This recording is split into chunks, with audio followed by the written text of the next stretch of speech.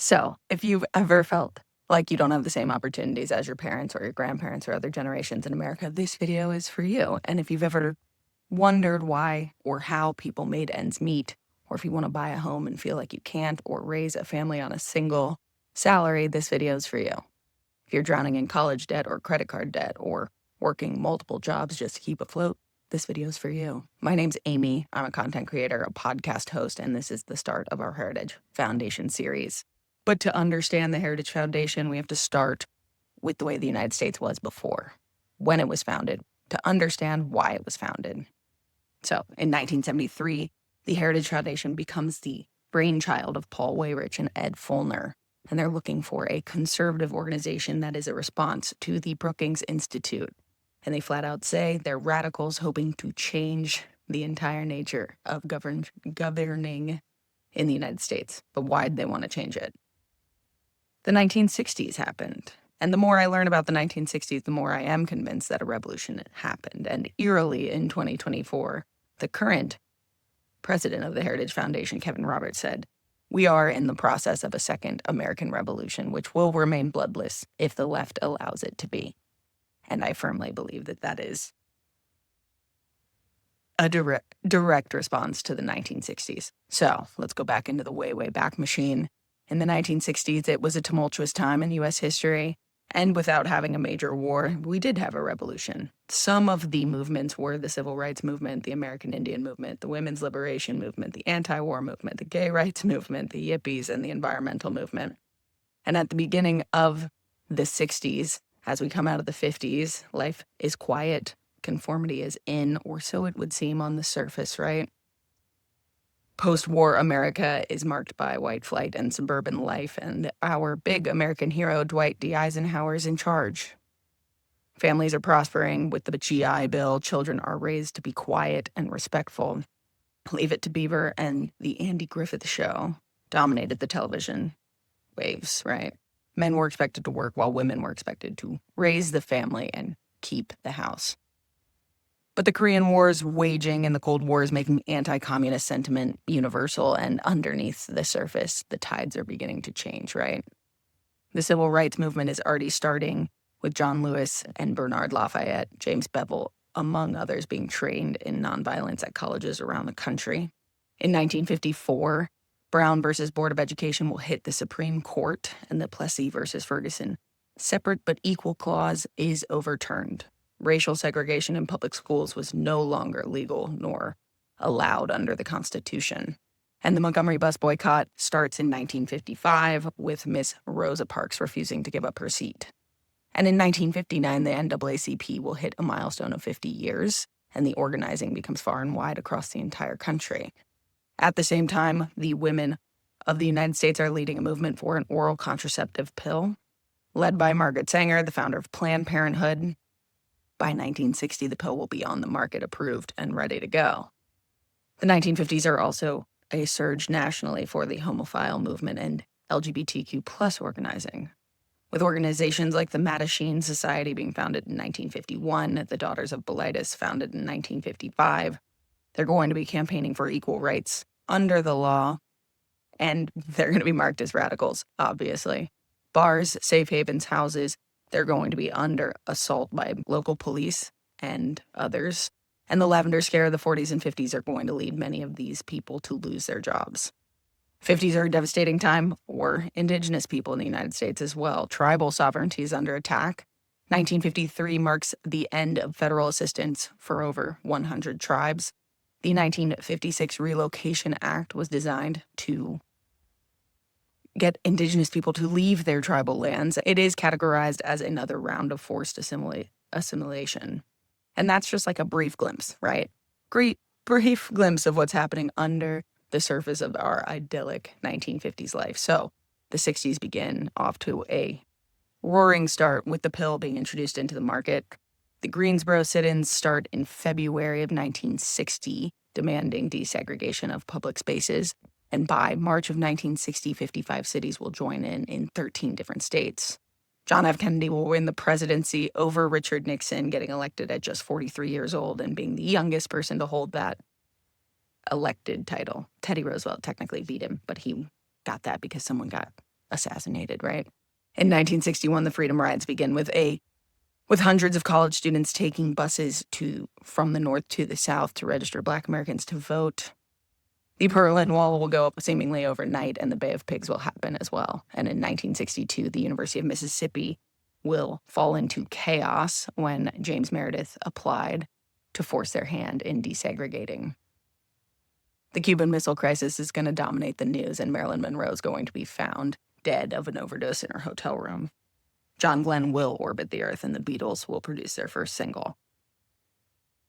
In 1963, yes, we're going to move year by year to understand exactly what happened, right?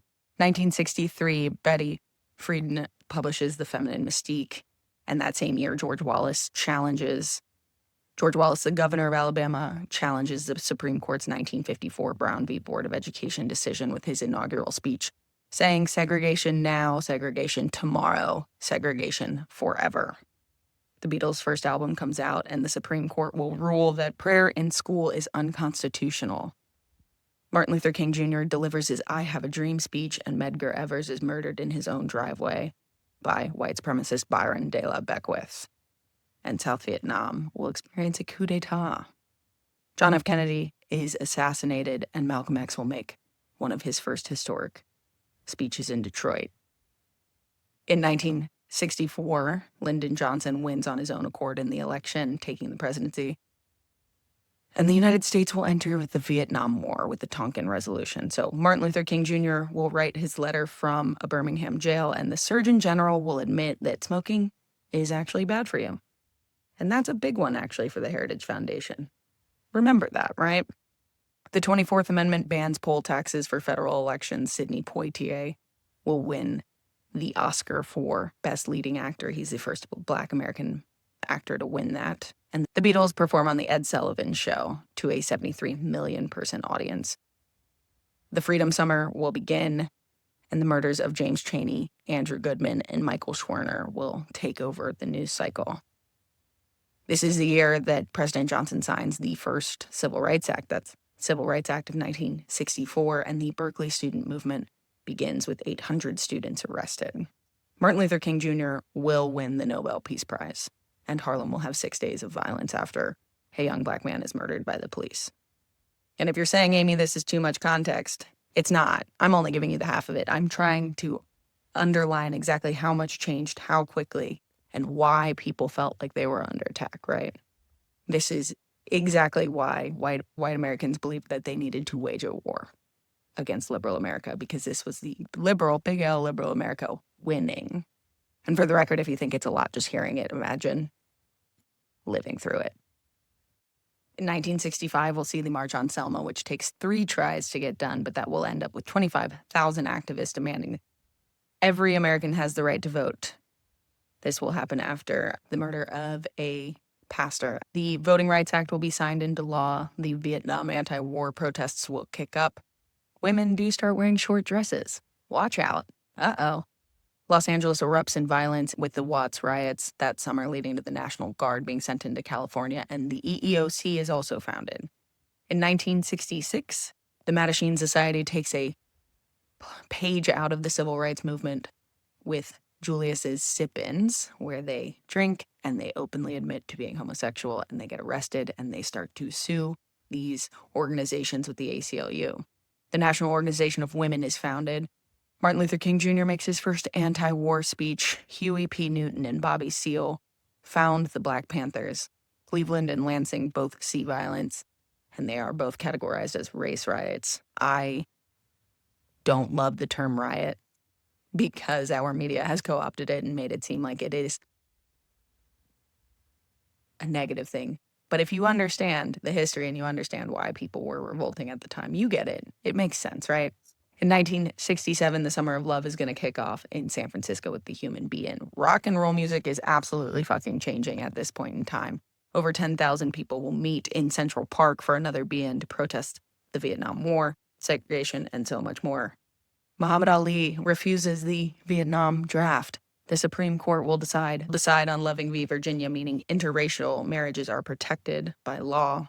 Thurgood Marshall is appointed to the Supreme Court as the first Black American man on our Supreme Court.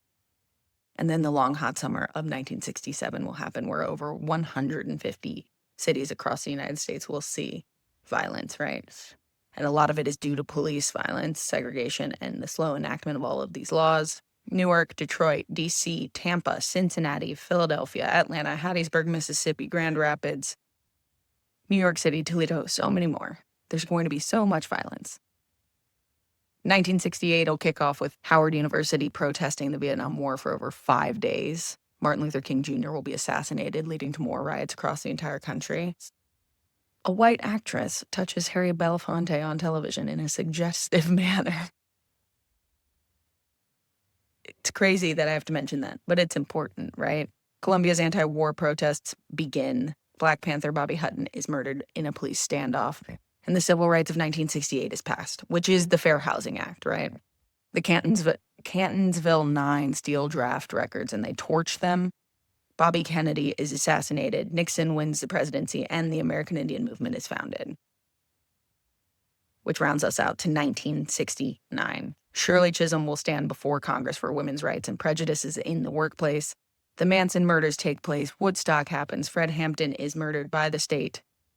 After creating the Rainbow Coalition, the American Indian Movement will take over Alcatraz for a couple of months, and hundreds of thousands of Americans protest the Vietnam War. The Stonewall Riot will also take place in New York City, and as we move into the 70s, Richard Nixon will also sign an executive order that forbids discrimination at the federal level for hiring. During this time, the Department of Transportation is also created and the FAA is folded into this. I cannot express to you how many fucking planes crash during this time period. So many planes crash. And this is just a little bit of the context, right? This is a little bit of the events that happened. It's not all of it by any means. It's not even close. But the point of this is to look at these themes that are happening throughout the 60s, and one of the major themes jumps out at me.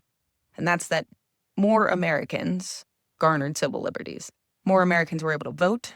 More Americans were able to have their own self-determination. And this comes through legislation, Supreme Court cases, social movements, through the introduction of the birth control pill. And at every single turn, women got more rights, Black Americans got more rights, Indigenous Americans got more rights, young Americans got more rights, right? They were standing up to a draft. And we didn't even really touch on this counterculture movement that was happening at the same time. But everyone was becoming more equal under the law.